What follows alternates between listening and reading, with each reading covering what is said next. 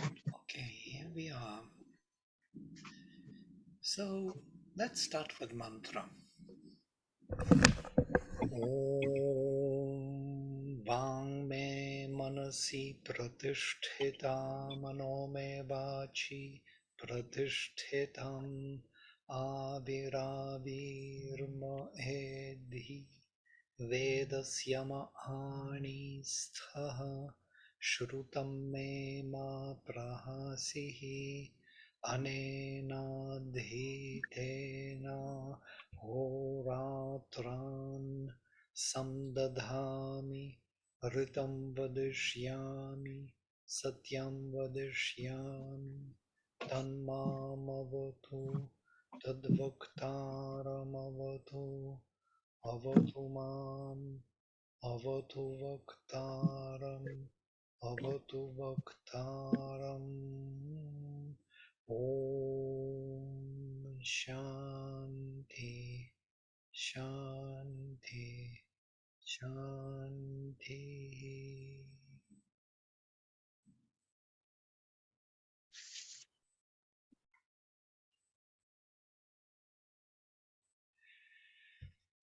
Yes. Sahishardho Namarutam Tuvishvanih Apnasvatishu Urvarasu Ishtanih Artanasu Ishtanihi. Most probably I have to deconstruct. Artanasu Ishtani. Yes, they came together, the two words. So Sahishardho Namarutam to Vishvanich Apnavasvishu Urvaraso Ishtanich Artanaso Ishtanich. Such a proclamation. 12, 12, and 8. Adad Dhavyani Adadich Yajnasya Ketuch Arhana Adhasma Asya Harshato Harishivato Vishve Jushanta Pantham Narach Shubhena Pantham. So he is many noised like the army of the storm winds carrying over the fertile lands full of our labor. Hurrying over the fertile lands full of our labor, hurrying over the wastelands. Let's go word by word. He takes and devours the offerings. He is the eye of intuition of the sacrifice in its due action, so all men follow with pleasure the path of his joyful and joy-giving fire, as on a path leading to happiness. So, word by word. So he indeed, Shardhach, the army, the group,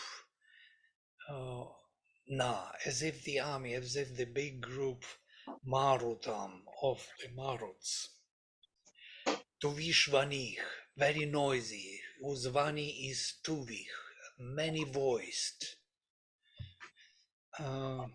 Apnas. Apnas is the property or maybe even settled property, maybe more than property. Let us see. Apnas possession, property, work, sacrificial act, Niganta says, progeny even, shape even. So it's from root up, from here up as work, action, and everything what action produces becomes a property. Every activity turns into something achieved, achievements we can translate. So apnasvatishu, among those possessing properties or possessing the, how do you put it? mm, fruitful activities, urvaraso. You know word uru, yeah? Urvara, yes, somewhere I put it. Urvara, fertile soil, field yielding crop. So as if at the crop, the fields giving crops full of resulted labor, action, cultivating action, um, which are resulted in cultivating action, in cultivated action by the people. Ishtanich is the Vedic word, means the Lord, or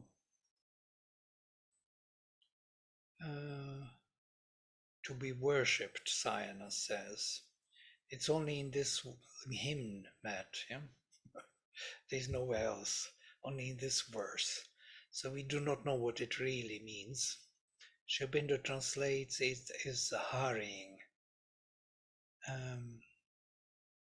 Hurrying because, interestingly, because root ish is seeking, aspiring, wishing, willing, wanting.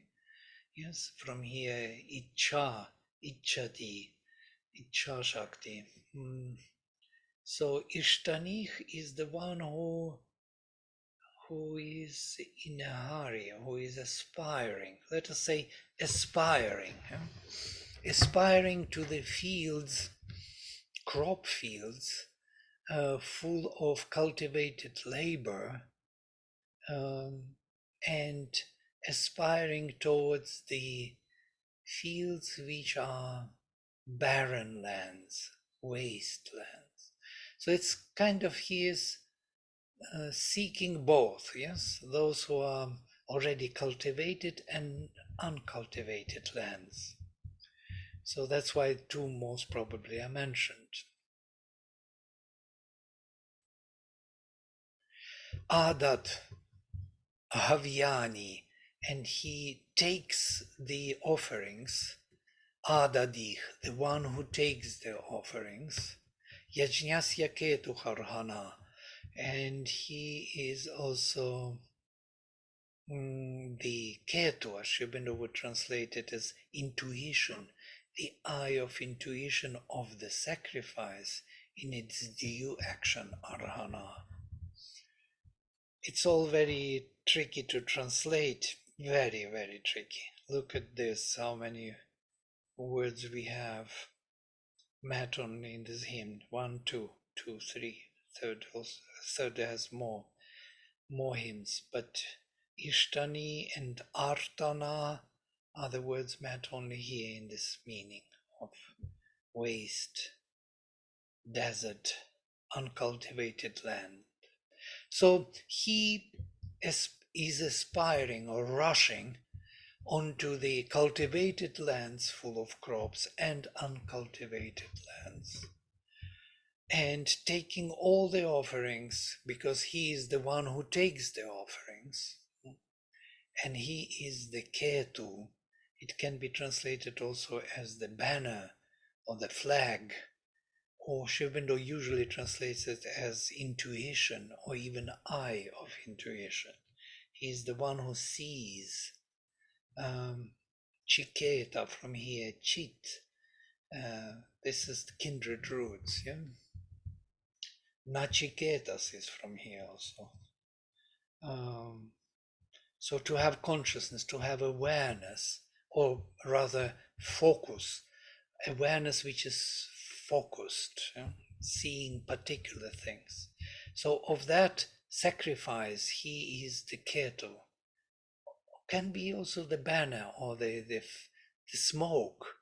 The smoke of the sacrifice. While he is burning, there is always a smoke. Arhana.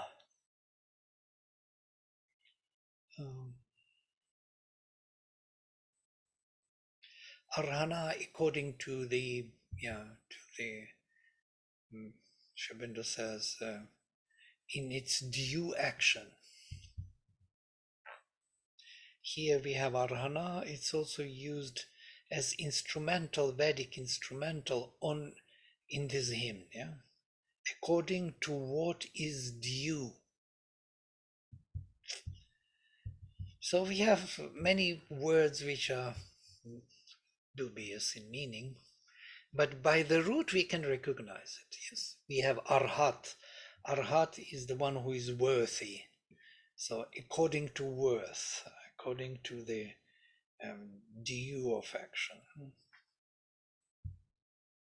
Artana also is from arta suffering, yes, and from here being void of food and nourishment. And so Artana is the wasteland.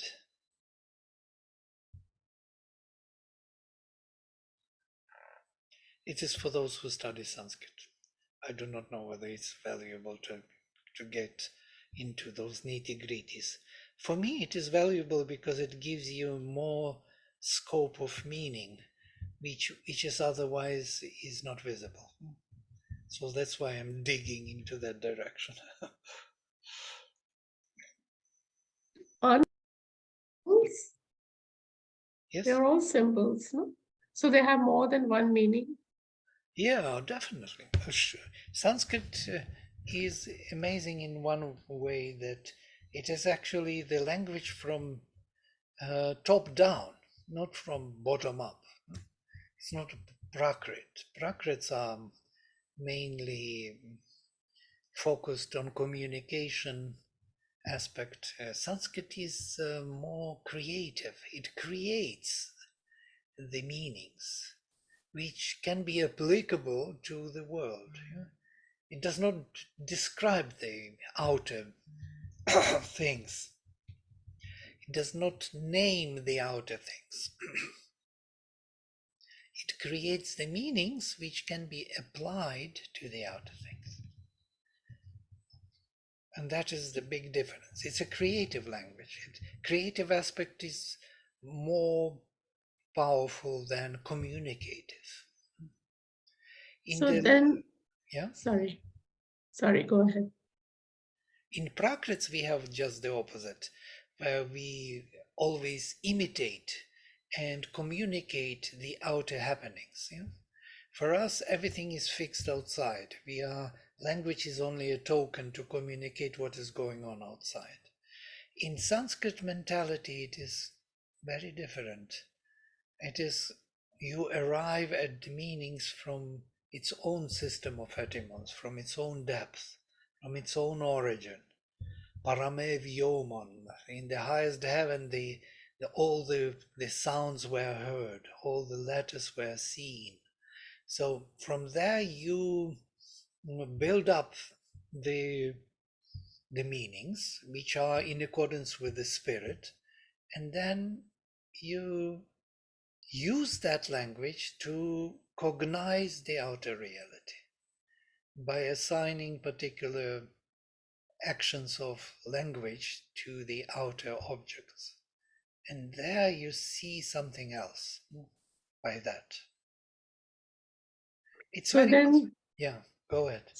so then can I interpret fertile lands as consciousness and wastelands as those which have those fields which have not been cultivated, are not Absolutely. conscious? Absolutely. It is exactly what it means, cultivated and uncultivated. Yeah, Cultivated by what? By consciousness. And conscious. Okay. uncultivated consciousness did not work yet there. Yes. So he rushes onto those lands also, onto those fields, or onto those lands means what again? It's the spaces of our being, to the places of our being where consciousness did not yet work it out, did not Yeah. make it cultivated. And he creates it through experiences. It is only through experience we become conscious. So he gives us those experiences, which may be painful or pleasurable, just to create the consciousness. Right. He is actually the one who brings consciousness power into action.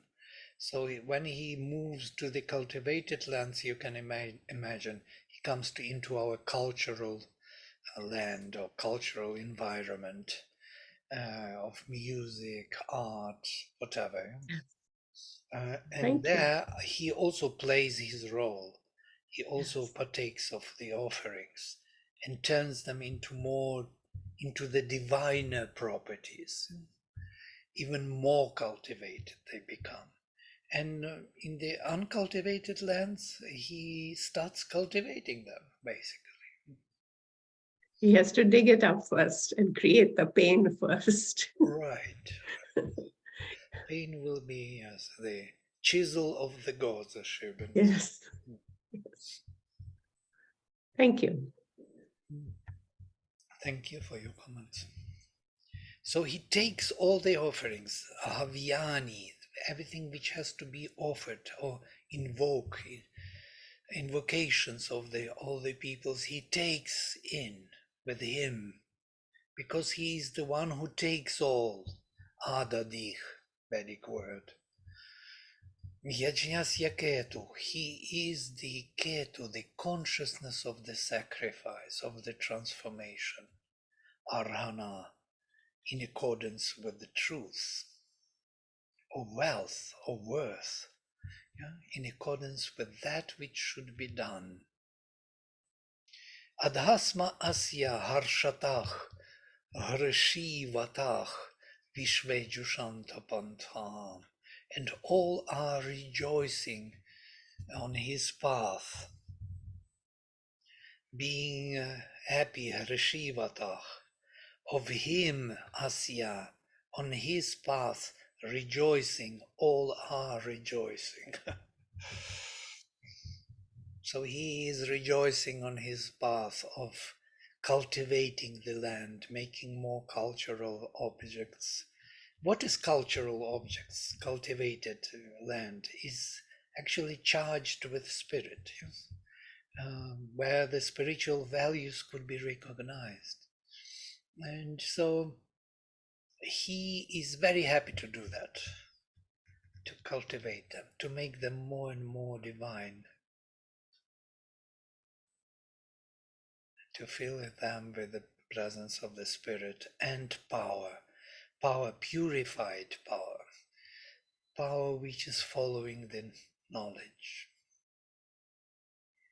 And that is the cultured object, actually. Interestingly, culture is from cult. We spoke about this before. The cult is constant repetition of the same action, of the same offering. Cult is an offering to the spirit. So this ritual or cult means that everybody repeats the same action until it becomes tangible, vivid, embodies some new value. People go to the church on Sundays all the time. They build values. Muslims are all doing namaz from all over the world 4 times a day towards Mecca. They create the cult, which becomes a power in itself. So the whole nature, the whole land can be cultivated by our efforts and our offerings. And he is the leader of that. Yajñasya Ketu Arhana. He is that who knows, who sees, who is aware of this transformation.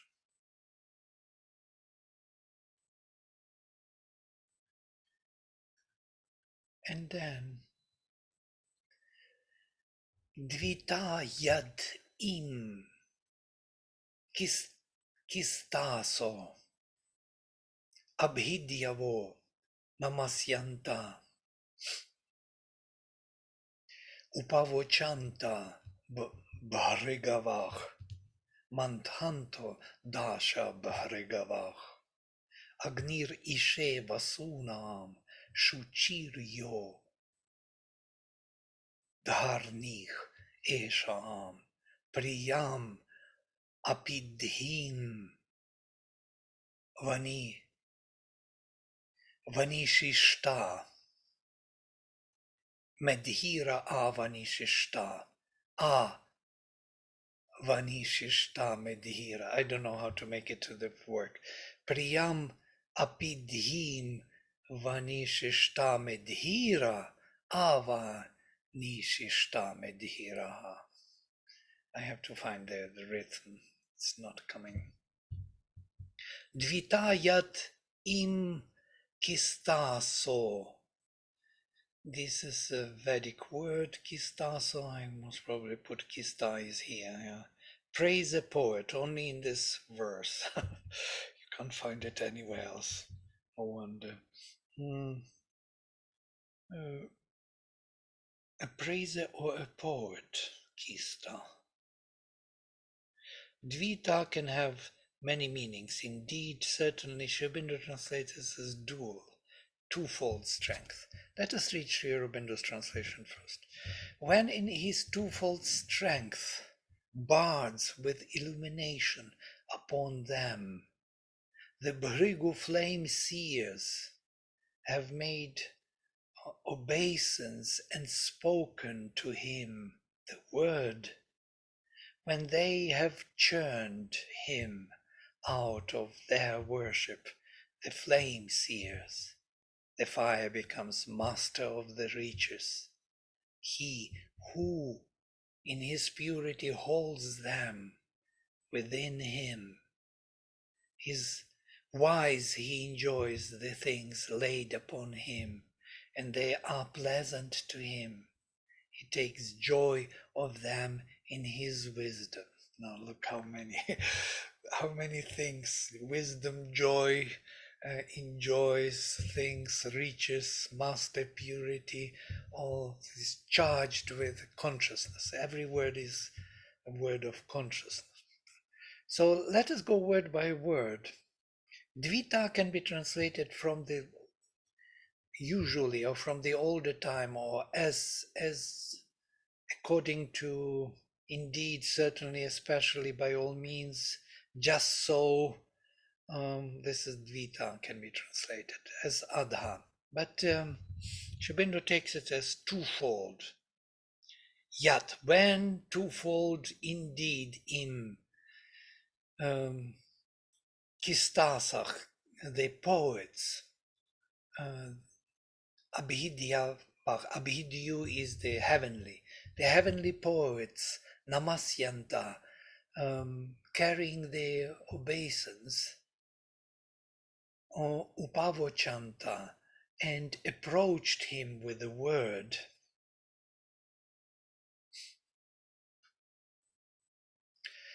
So to say, or invoking Upavochanta, and bringing their obeisance.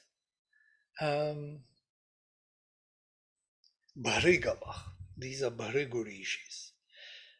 Matchnantach, churning.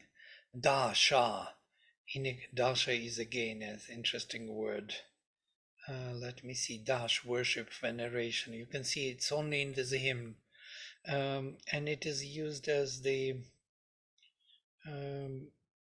instrumental, by worshipping or by surrendering, I can say, by giving oneself. They stir him, the Bhrigu rishis, by stirring him by offering themselves to him. Dasha, by worshipping him. Simple translation. Agnir Ishe, Agni possesses Vasunam, of the luminous properties within the substance. Shuchich, and pure Yah, and who is pure. He is Dharnich of all these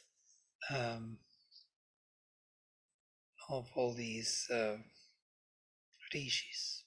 Dharnich, supporter, keeper of riches, only in this hymn. So I have to check that I'm right in translation. Otherwise, you see 1, 2, 3, 3 words here in this verse, which are met only in this hymn. Dharnik from root dhri, to hold. We recognize the meaning by the roots. If we would not know the roots, we would not be able to arrive at the meanings of the words. So Agnih Ishe, Agnih possesses, owns even, the luminous dwellers within the substance, and pure he supports them, or holds them there within himself, Sri Aurobindo says. Within him, he who is in his purity holds them within him. And then wise, Medhira. Again, Medhira is met only in this hymn, most probably, no? It's a more common word.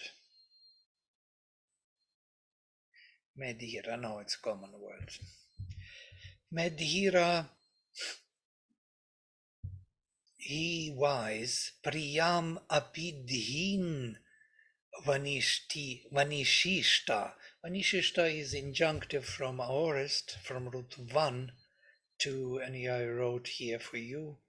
It's precative here, so that is basically what is injunctive in the same manner.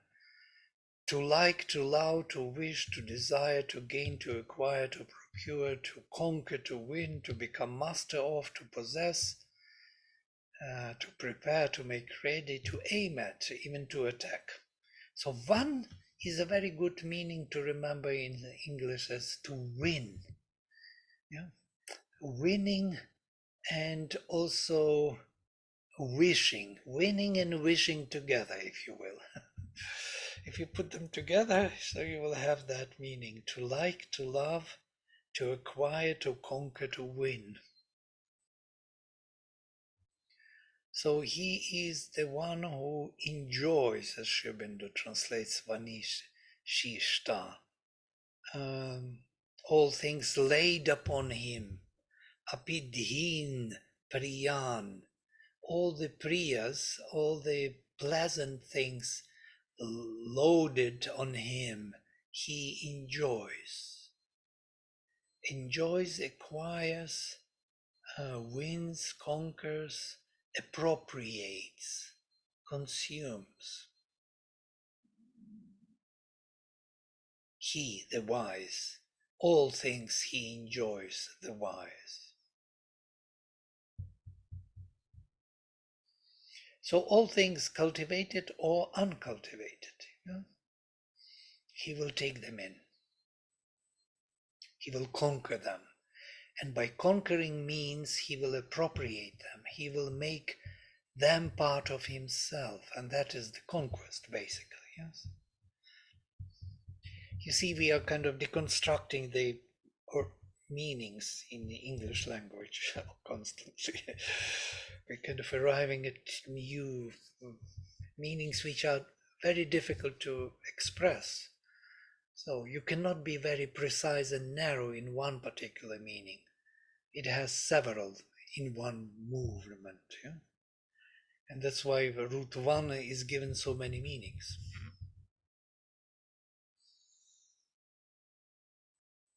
Vladimir, what is Medhir? Medhira is the wise one. From Medha, later we have. Okay. Medha is a very well-known word. It's wisdom, and Yes, it is there. also the sap, the juice, yeah, and the essence, the quintessential property. But Medha, first of all, is the wisdom, of course. But the other forms of it could be also the meat, the broth, the nourishing, strengthening drink, marrow, sap, essence, sacrificial animal even. Let me check a few more words. Medhya. Office sap, sacrificial, this. Medha. Medha. Mental vigor, intelligence, wisdom, prudence. So in feminine gender, it is the prudence and wisdom, but it is in the original sense, it is that sap, quintessential quality of any substance. It's quite interesting because if we take the clarified butter, it is actually that quintessential property of milk. Yeah? So if milk is knowledge, then the ghee is the wisdom. Same idea, yeah, that essential, quintessential is something which is everywhere present, but hidden, and that's why it becomes that intelligence or prudence or wisdom.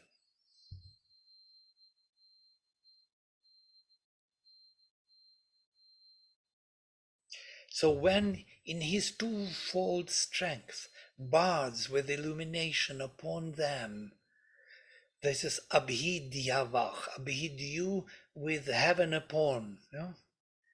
The Bhrigu flame seers. Why he translates Bhrigu's flame seers? Because it's from root bhrij, Bhrigu, from shining, flaming. Yeah? So he kind of unfolds the meaning of Bhrigu. Bhrigu flame seers have made their obeisance and spoken to him the word namasyantach, upavocantach. Yeah? Upavocantach invoked him or spoke to him, and namasyantach bringing their obeisance.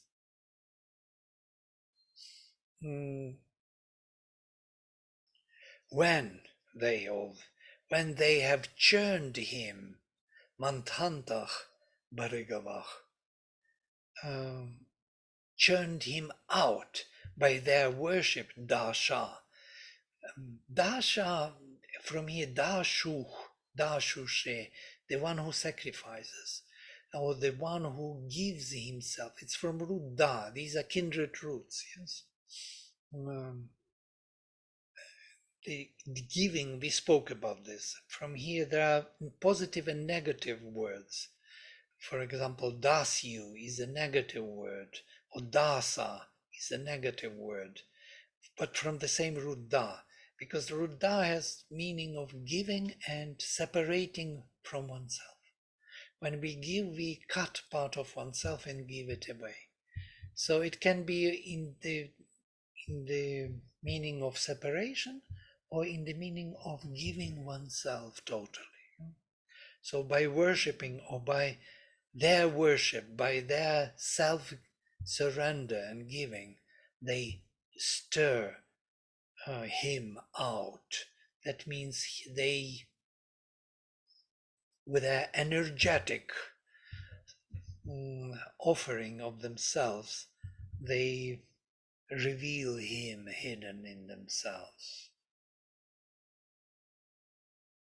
The flame sees, he repeats this, because they are the seers who flame with this fire. They were the first Atharvans, the Bhrigu rishis.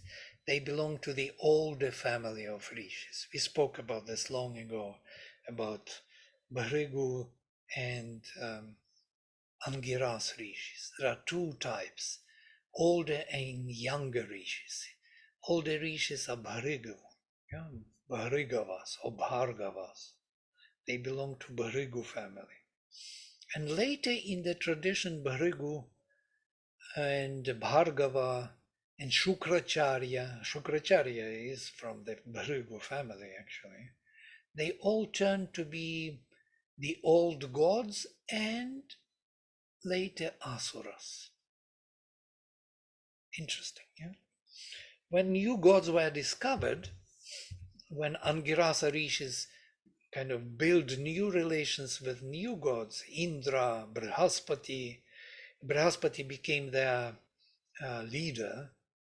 Brihaspati is charged with, or is composed of with these Angirasa rishis. 7 tongues of Brihaspati are his rishis, 7 rishis, Angirasa rishis. When they discovered new gods, the old gods became asuras. They are mentioned as asuras already in the Veda. Yeah? Ahura Mazda also. We will speak about it, the same story. These are the ancient gods.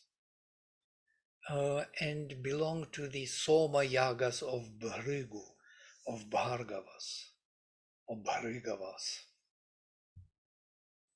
So why did they become asuras and how? Because when the new gods came into being, the cult has changed. In cult. There were 2 different cults. The cult of the previous rishis, of the ancient rishis, was to give oneself, this dasha, by giving oneself. The Bhrigus churned him, and the heat was generated. This is how tapasya is being generated. Tapasya is that generating heat by what? By giving oneself to this, what you do, yes? By total surrender to the action of your own. Suppose you have an idea to reach heaven, and you will not do anything but that. So you concentrate only on that thought, and until it is done, you will not give up. So you sacrifice your body, your mind, your vital to the idea of achievement. It's a way of tapasya. But when new gods were discovered, they discovered the flame in the heart. Angirasa rishis discovered that there is the presence of the divine in the heart, and not only in the body. Not only the heat has to be generated, but you can offer love and affection and adoration. And that was a new way. You can adore the gods, and they will respond, or they will bring their powers to you. You don't need to do tapasya, your willing effort to achieve something by your own force. Tapasya is always achieving by your own. You are responsible for what you do. There you are not responsible. There you surrender yourself with love and adoration. Give yourself totally to the divine, and whatever it does to you, it is good. You accept it. And this new idea of surrender, not to your idea, what you want to achieve, but to the divine idea, what the divine wants you to achieve, was a drift away from the old gods. And so they split onto the Purva Rishaya and Nutana Rishaya. We have it in the hymn, in the first hymn already, in the second verse. Yeah?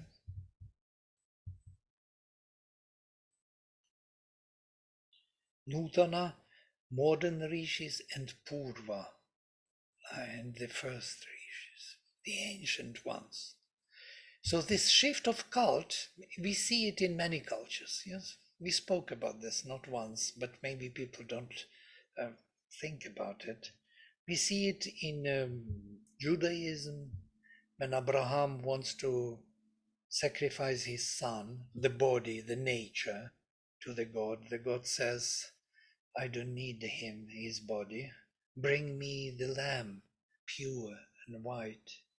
And that lamb is the symbol of the psychic being, of the flame in the heart, love for the divine.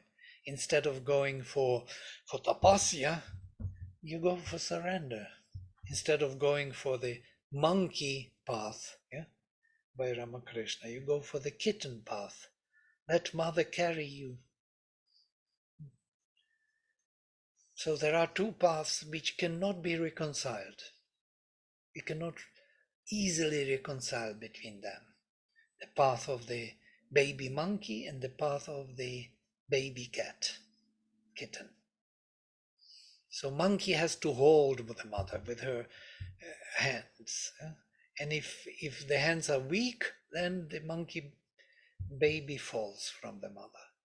Nothing you can do about it. But the kitten is giving herself totally to the mother, and mother carries the kitten.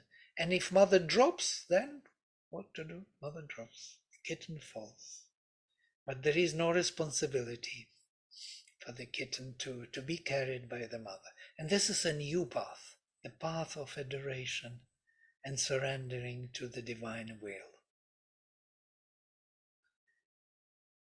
So Bhrigus belong to these ancient rishis, and by their stirring themselves, giving themselves totally to this stir, they churned out Agni, the tapasya, energy which can improve and change the worlds. And that was the sacrifice. And that's why the sacrifice of animals, the sacrifice of Purusha is taking place also of man. Why this ancient sacrifice of the bodies, yes, of children to the gods? Because it was the way how it was understood to achieve the divine consciousness. There was no other way to give oneself. You give what you have. You have the body, give the body. Yeah? Literally. But when they discovered that they have the soul, so that was the shift. So why to give the body if you can achieve everything much better with greater wisdom, receive the grace from above by adoring and loving and giving oneself to that will, instead of claiming your own understanding and your own achievement.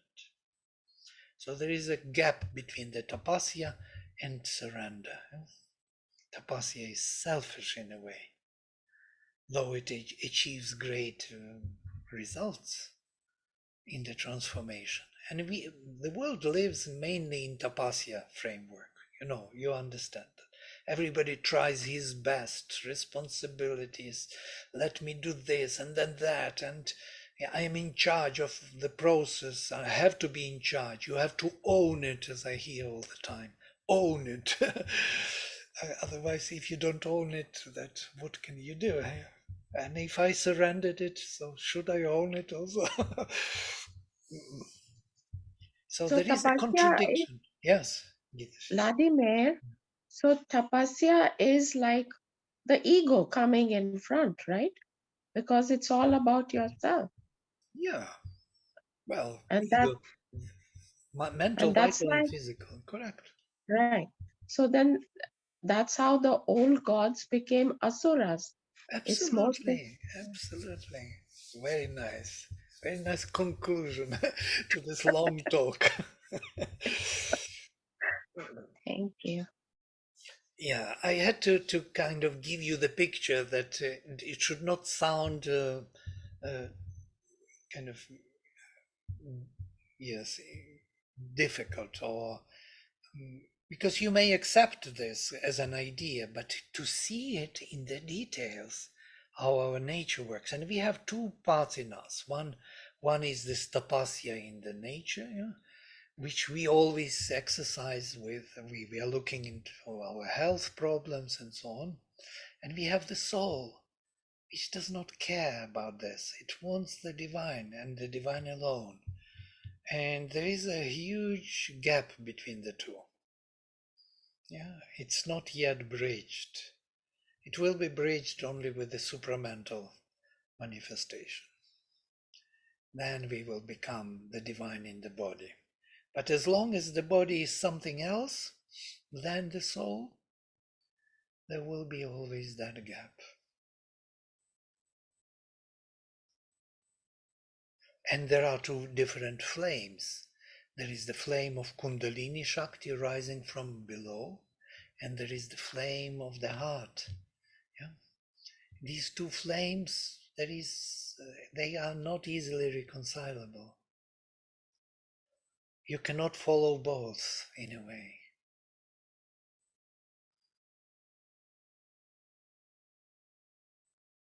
Either you surrender or you do your thing.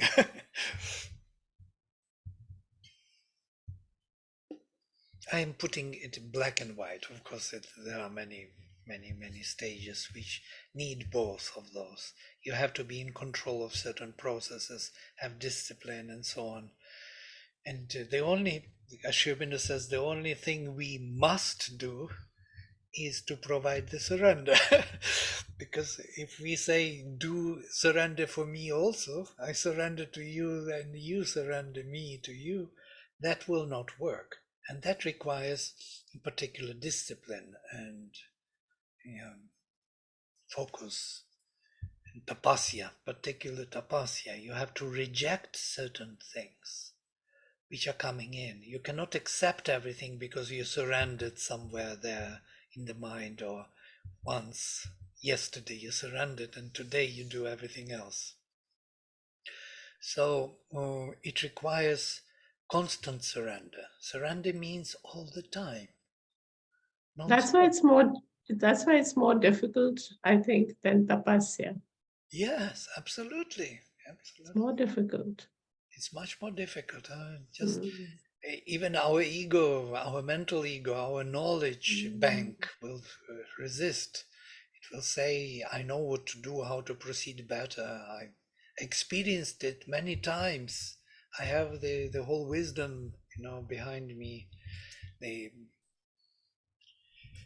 Yes, and now you have to step into the unknown. Surrender is stepping into the unknown all the time.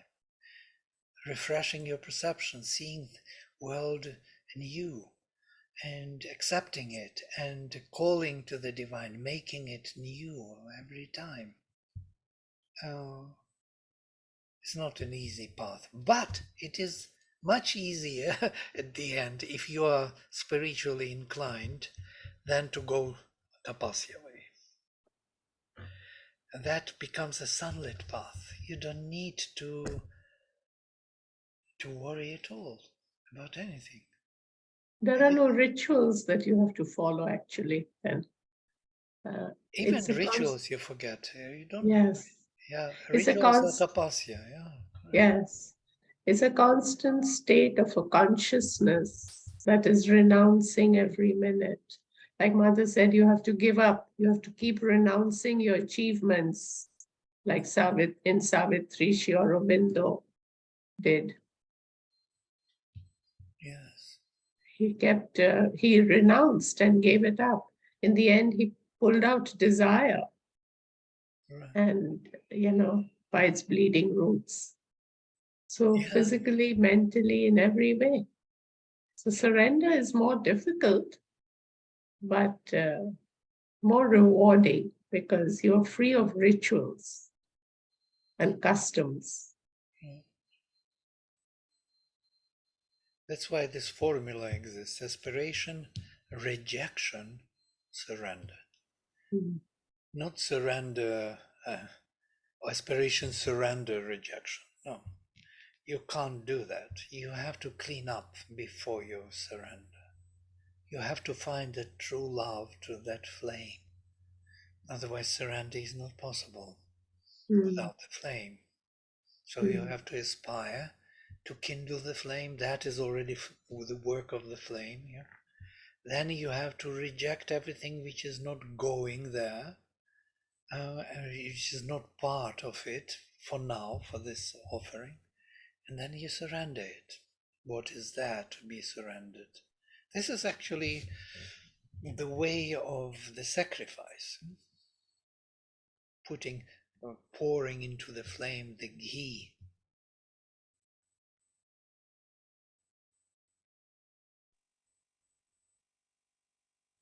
And then there is full faith. Right. Yeah, how can you surrender without... Well, even tapasya requires faith. If you don't believe, you cannot do it. Yeah? You have to believe. Believe is the fundamental kind of quality of our life. We believe, that's why we live. Otherwise, we would not be able to do anything without the belief. All right, I'm moving forward. Vladimir, I had one little question. In Sure. terms of the timeline, where does this transition happen? Like, around which mandala does this shift take place? It is not in the mandala, it is within the very. Here, for example, this rishi, he will be from Bharigu's family, for sure. That's why all his, now if you observe what we studied, Paruchepa, interesting, the Chepa are usually people coming from the ancient tradition. Shepa is the tail. Sometimes the tail, Shunach Shepa is the tail of the dog, actually. Shunach, the dog, Shepa, the tail. And that tail is understood also or translated as also the bliss or the organ of bliss, even the phallic symbol. So it is something which connects to that very energy, or Shiva Lingam, yeah, of the energy of procreation, which is in nature, which is to be heated up. That is the tapasya. That is the Agni, which pushes nature forward. Yes, it is that very Ayuh of Ayurveda, that ojas, if you will, yeah, which becomes tejas, flaming up. That very energy of the body, of the mind, of the vital, which has to be used for improvement and action. And what is interesting that this rishi, Daivodasi, Paruchepa, Paru everywhere, so kind of spread out the delight found in nature, let us translate his name. If we look at his verses now from this point of view, you will see that he is Tapasvin. Only here we had this confirmation of Bhrigu. We do not distinguish these things because we don't have that kind of issue yet. But once we have this issue, we will start distinguishing exactly this ojasa. You will find all these words of the particular method of yoga and sacrifice, which is done with the help of tapasya. And flaming Okay. the So yeah it's not it's not organized as the no, ancient rishis, and then the no. Okay. Okay. it is not And when they organized in refer, Mhm. yes, and when they refer to the Purva Pitaraha, are they referring to these ancient rishis, or is it that they're referring to something beyond that, like something that came before that? I think they refer to the rishis of the previous cult of the sacrifice of nature. By sacrificing the nature, we can arrive at the betterment of nature. That's how nature evolves. Yeah, that is the Mhm. survival of the fittest, if you will, yeah? Of the Darwinian system. Mhm. It's one part of the evolution, which is constantly present at the same time. And there is another part which is more spiritual in its nature. It's finding the flame in the heart, yeah? Psychic presence. And once that is found, the evolution, the spiritual evolution can be speeded up. And that's why those new rishis and new gods were considered to be their gods, yes? And the other ones who were belonging to the tapasya and nature started to become asuras. It's an amazing topic, actually, because Yeah, it is. I did not know that. It's really interesting. Mm. Yes, And then you thank see you. how these great gods like Varuna, he becomes the deity of the sea. They all disappear slowly, all those gods. Yeah, Ashwins disappear. They all fade away, you know. Um,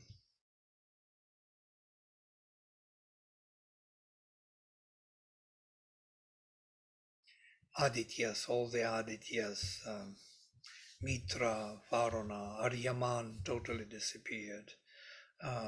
Even Bhaga, which is closer to us because Bhaga is the delight of our inner being. So all of them, so Daksha, Prajapati becomes very abstract thing. So everything becomes abstract. Because what was But found then was... again, Hmm?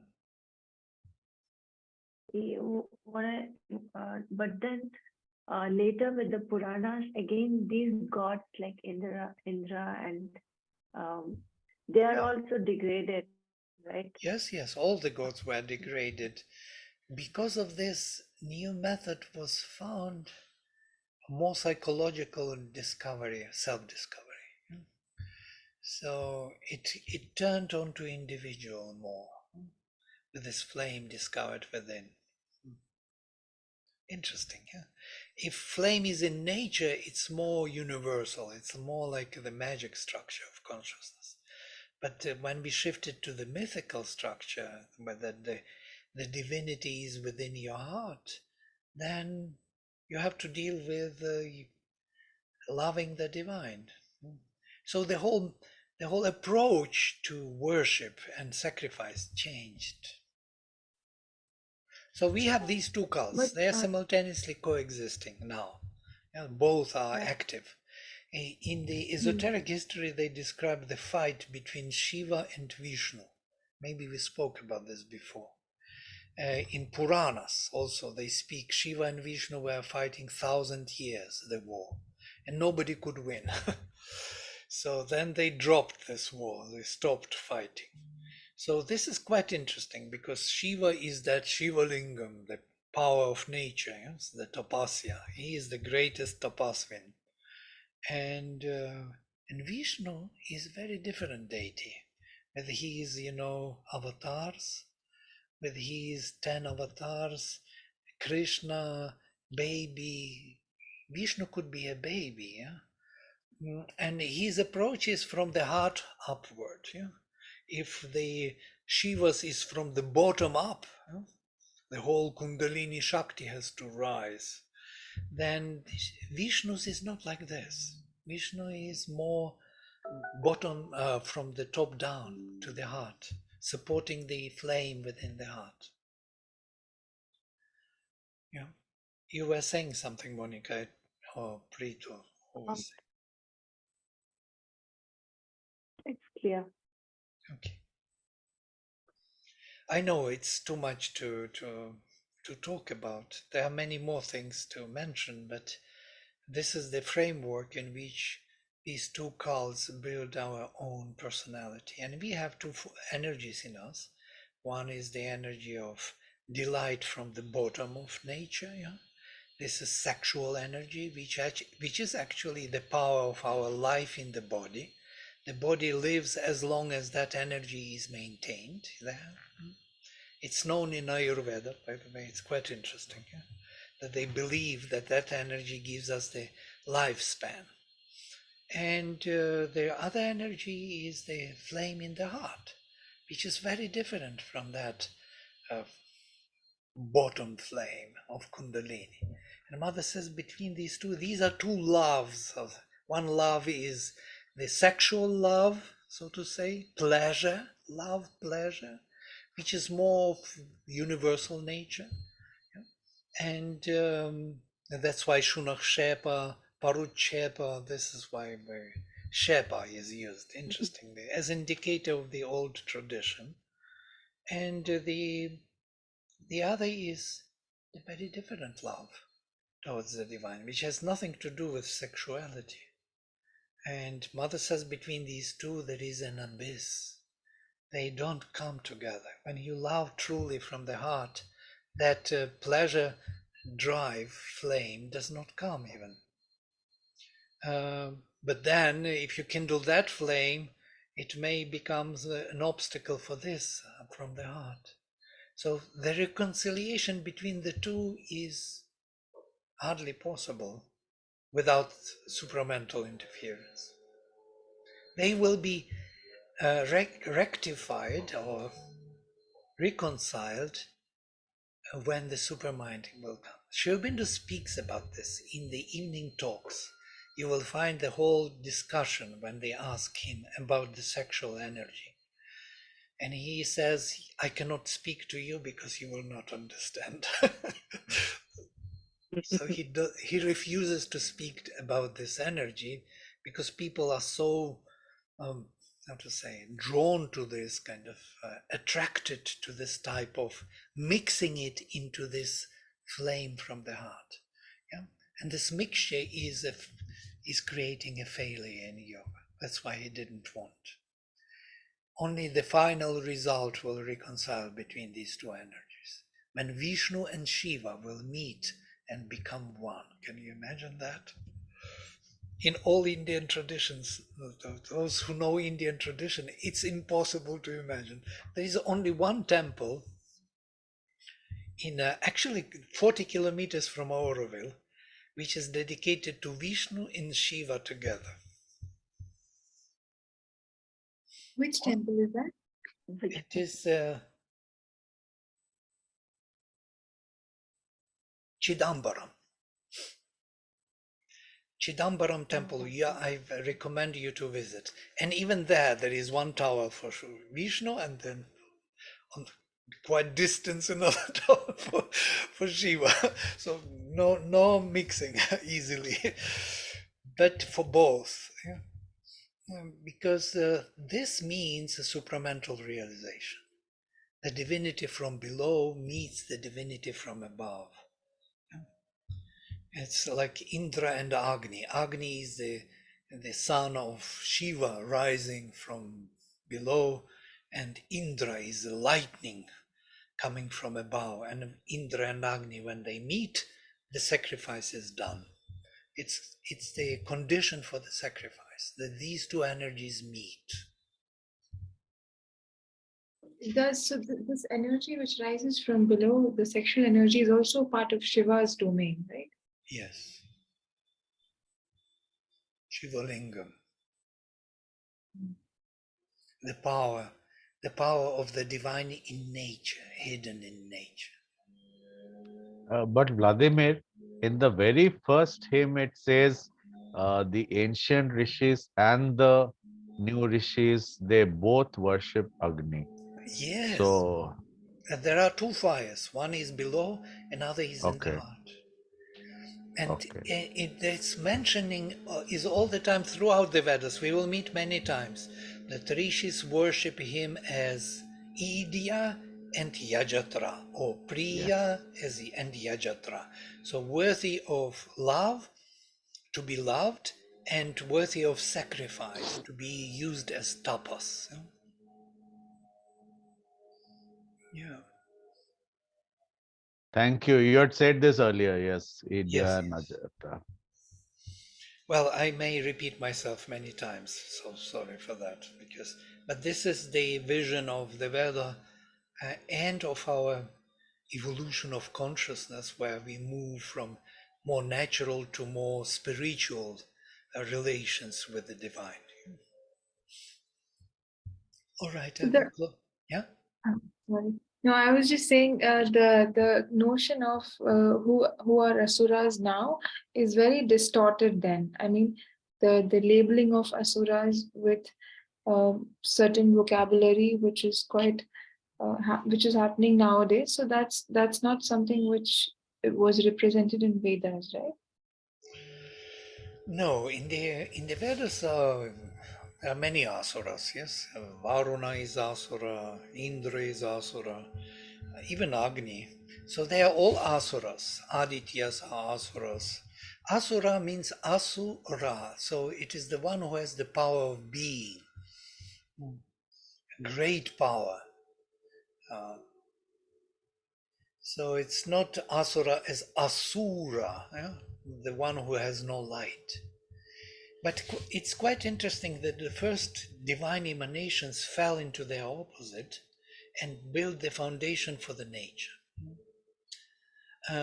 So you can see this immediately as something, the hint that the first gods, first godheads were building the foundation on which new beginning can start or new development can take place.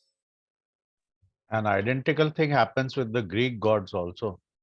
Mm. Absolutely identical. The Yeah. earlier Greek gods were all powers of nature, and the later ones were different. Very true. So, Very true. Yeah. And there is always between them, there is always a tension, a fight. Kronos and Zeus. yes. Mhm. Father and the son. This was understood as this. And then later it was misunderstood in the psychology, modern psychology. And it's related to nature also because Gaia is there as one of the earlier Greek goddesses. So it's very similar. It's amazingly similar, actually. Yeah, interesting. Sri Aurobindo says that Greeks took it from Indian pantheon, actually. The whole pantheon came to them. Do you have anything, I mean, some article or something which talks about Asuric godheads and non-Asuric godheads, if I'm saying it right? I do not know yes, what you refer to, but there are many things, yes, of this kind, but not the way how I kind of was talking today about it, because it's kind of a discovery through the text, yeah. And many texts, not only Vedic texts. You have to see it in other traditions and start wondering why the voice of God says to Abraham to bring him the pure lamb. What does it really mean? Yeah. And then you start making connections. You see that in every culture, Japanese culture, there are emperors. Emperors are from heaven. And there are common people and blue blood, aristocracy. You will find everywhere this separation on two types. Yeah, the more natural man, down to earth, and more uplifted man, closer to heaven, of different blood, of different origin. So these two are there everywhere. All right. Okay, I will close with mantra. Om Sarve Bhavantu Sukhinah Sarve Santu Niramaya Sarve Bhadrani Pashyantu Ma Kaschit Dukha Bhag Bhavet Om Shanti